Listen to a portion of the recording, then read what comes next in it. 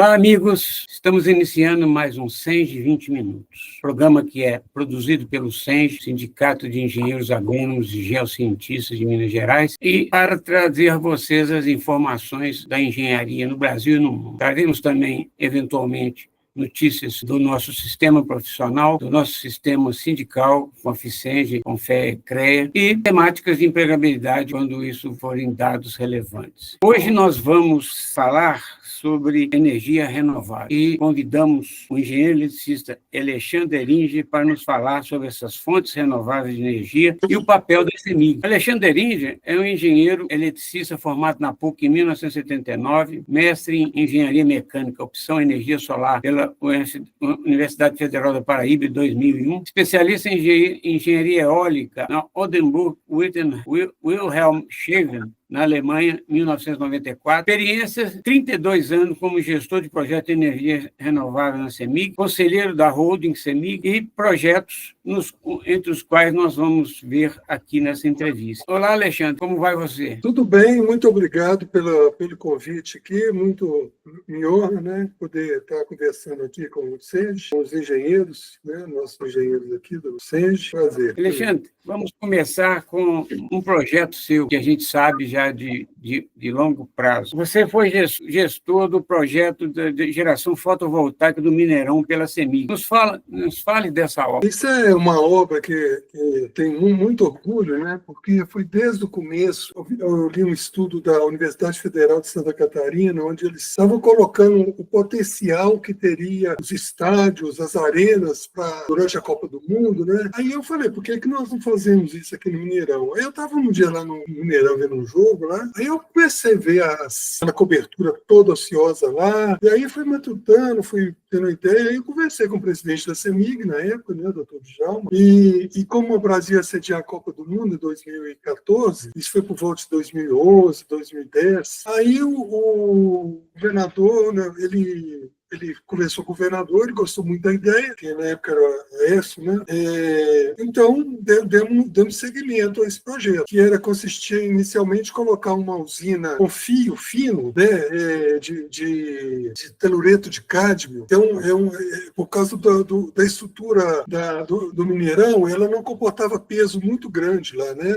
Em cima. Mas aí seria uma usina que daria cerca de 300 quilowatts, se não me engano, no máximo. Aí, como o Mineirão resolveu fazer um reforço estrutural na laje, então conseguimos aumentar o peso, né, permitido, e aí optamos por fazer de silício cristalino, que aumentou demais, né? Aí, com isso, nós conseguimos chegar até 1,4 mega de potência em cima do Mineirão. Bom, e esse projeto aí, né, eu fui designado como coordenador dele, né, gestor, e nós começamos ele em 2012 com uma série de desafios, né, porque era a primeira vez que faria um desse de grande porte. Eu tinha um lá na Bahia, né, que era bem pequeno, né, no estado de Fonte Nova, e aí nós resolvemos fazer esse aí de maior porte, para isso precisava do financiamento, né? Aí a Alemanha, através do KfW, que é o banco de fomento lá alemão, nos concedeu um empréstimo, e para conseguir esse empréstimo foi grande. Nós tivemos que convencer a CEMIG, né, o Conselho de Administração, tivemos que até convencer o Senado. Eu mesmo tive presente lá no Senado Federal, na Comissão de Finanças lá do Senado, porque os estados não podiam se endividar, os estados contando com a administração direta. Então, foi um trabalho muito grande, nós conseguimos fazer um edital muito, mas muito caprichado, muito assim, exigente mesmo, porque se trata de uma obra em cima de uma edificação, onde passaria milhares de pessoas para ver jogo. Conseguimos fazer uma especificação muito rigorosa e colocamos na modalidade de menor preço, desde que as empresas tivessem, nós exigimos que a empresa tivesse conceituada financeiramente, a gente tinha que verificar o balanço dela, a gente tinha que mostrar se tinha experiência. Foi bastante exigente e nós colocamos o menor preço, desde que eles oferecessem a mínimo de energia, tinha que ser mínimo de 1,2 mega, acima de 2 mega, e teve vários desafios, tá? Porque não podia aparecer, a usina não poderia ser vista da Lagoa da Pampulha, por causa do patrimônio, ela tombada, a vista era tombada. Então, nós tivemos que fazer um outro arranjo lá para não aparecer. Foi um sério desafio técnico de engenharia, nós conseguimos vencer, e essa usina foi inaugurada em maio de 2012, não, 2013, pouco antes da Copa das Confederações, foi 2013, e se constituiu durante muito tempo a maior usina solar sobre estádio do mundo, por vários anos, até que a China fez um outro e outros locais. Então foi uma obra grandiosa que nos deu bastante... Quantas placas tem lá? Tem cerca de 5.800 placas. E me fala uma coisa, essa energia que é gerada lá, ela é injetada na rede ou tem um sistema de alimentação do próprio Mineirão? Não, essa usina é totalmente jogada na rede, né? A gente tentou fazer um sistema de compensação para o próprio Mineirão, mas eu tinha saído da CEMIG na época e acabaram, o pessoal não viabilizou isso, aí tivemos que fazer um arranjo, porque o Mineirão tivemos que dar contrapartida para poder usar aquele espaço. Aquele espaço não é da CEMIG, é do Mineirão, da Minas Arena. Aí fizemos uma compensação, né, para poder dar uma... Aí conseguimos negociar lá com o pessoal da comercialização da CEMIG, dar uma parte, fizemos um contrato de energia com eles, dando um desconto bom, né, para compensar essa locação lá do terreno. É uma usina hoje ela tem de corrente alternada 1,3 e de painéis fotovoltaicos dão 1,42 megawatts, e toda injetada na rede. Venda ela... A CEMIG vende ela no Mercado Livre. Alexandre, quais são os problemas que a fonte fotovoltaica enfrenta no Brasil hoje? Como fluxo reverso, que, aliás, está na moda esses dias aí com discussões desse assunto, corte compulsório da energia, o curtailment, questionamento sobre repasse de custo, TUSD, esgotamento de acesso. Nós temos realmente um gap no planejamento aí. Me fala como é que isso está acontecendo. Bom, é um problemão, né? Porque a energia solar fotovoltaica, ela não tinha essa... não era previsto que cresceria tanto, né? Você tem uma ideia, em 2015, quando foi lançado a resolução normativa da ANEEL 482, que permitiu a geração distribuída, que viabilizou, nós tínhamos, no final de 2015, 45 megawatts só instalados. Em 2020, já era 8.480 megawatts. E hoje está por volta de 54 gigawatts. Então, o que era uma coisa tranquila, né, era previsto na resolução 482 que teria que fazer revisões periódicas, que chegaria um momento que a injeção de energia fotovoltaica seria tão grande que começaria a dar problema na rede, né, porque nós temos muito problema quando você tem uma energia que é variável, né, ela é energia intermitente, ela não tem esse despacho contínuo, então ela poderia dar problema. Só que o lobby da energia fotovoltaica é muito forte, conseguiu convencer lá, que repassou para as concessionárias o ônus, né, de acomodar essa injeção toda na rede. Inclusive, isso está trazendo um monte de problema, como toda energia, a gente não pode dizer que é energia limpa, não existe energia limpa. Toda energia tem um problema por trás dela. Se a gente contabilizar tudo, desde que sai da mineração, o silício, no caso da fotovoltaica, até a deposição final, depois da vida útil, tudo isso traz um problema. Mas é muito assim, quando a usina está funcionando, operando, é bonito, não opera, não lança nada.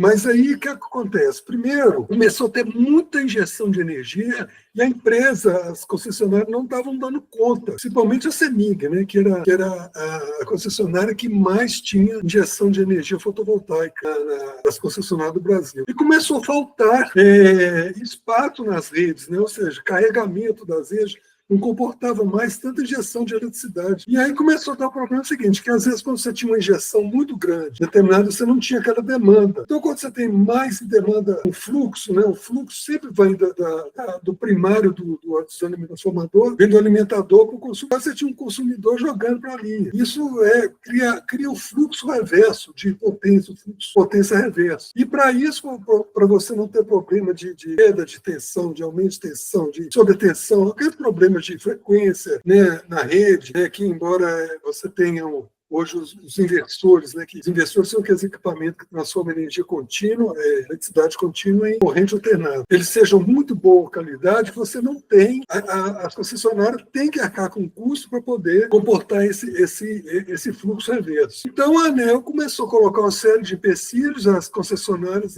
os integradores, os agentes de fotovoltaica começaram a brigar, a gritar e tal. E aí está nesse impasse. A ANEEL soltou uma resolução aí, tentando contemporizar, né? Então esse problema, assim, até um certo valor, né? Se você está circulando na própria casa, consumo local, você não vai ter esse problema. A partir de um certo, a empresa vai ter que falar se pode ou não pode, né? Se não puder, ela vai ter que justificar. Então, eles estão nesse imbróglio aí, né? Uma dúvida que eu sempre tive, porque você tem um sistema elétrico nacional interligado, né? Sim. Em termos teóricos, a energia fotovoltaica, como a eólica, podia significar economia de utilização de água nas barragens hidrelétricas. Ou seja, durante o dia, usava a energia para economizar água. Mas é isso mesmo. Teoricamente, você armazenaria a energia do sol e dos ventos nas barragens. Mas é isso mesmo. Então, é um jeito de você estocar vento, estocar sol, através disso mesmo, porque energia é uma só. Não existe energias, o pessoal costuma falar, energias alternativas, Existe uma energia, que é um conceito termodinâmico único, né? É a capacidade de realização de trabalho. Então, você tem toda aquela energia, enquanto você não está injetando na rede, você está usando a eólica, solar, você está injetando energia e você não está usando nem a termoelétrica e nem a hidráulica. Então, você armazena a água nos reservatórios. Isso é o que acontece na prática. Isso é que você está falando é importante, porque algum tempo atrás, a nossa ex-presidente Dilma Rousseff falou que os ventos podiam ser armazenados, né, a energia. E pouca gente sabia disso, né? Porque... Não, ela disse que não dava para armazenar, né, o vento. Mas, na realidade, a Dilma era uma pessoa que é do setor elétrico. Ela, inclusive, essa reforma do setor elétrico de 2001, um marco foi uma revolução. A interligação do sistema todo, né?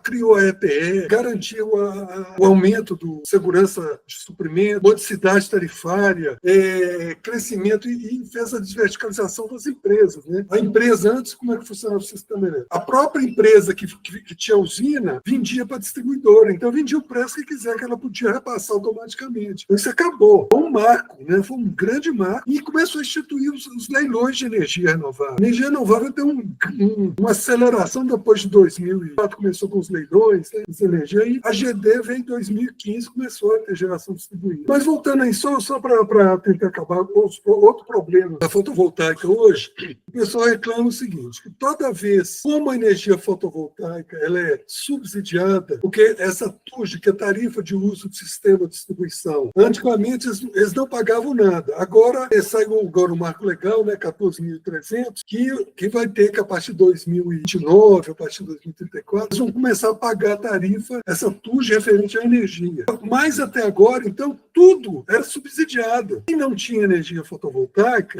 acabava pagando, porque você imagina, é como se tivesse um caminhão fazendo frete, a mercadoria não pagava frete. Então, o caminhoneiro teria que aumentar o frete dos outros que pagavam. Então, como ficou muito grande, essa conta foi aumentando, né? Hoje eles estimam isso que está 200, quase 300 bilhões de reais esse não pago a Brad, né? Esse é outro problema da fotovoltaica. E tem um problema que a gente chama de curtailment, que é o excesso de geração que você não pode despachar e dessa energia perdida, principalmente com a eólica, né? A eólica no Nordeste, você não está conseguindo escoar aquela produção de energia, porque você não tem linha, você não consegue programar essa despacho, porque as linhas de transmissão estão lotadas, estão igual com um cano d'água. Se você vai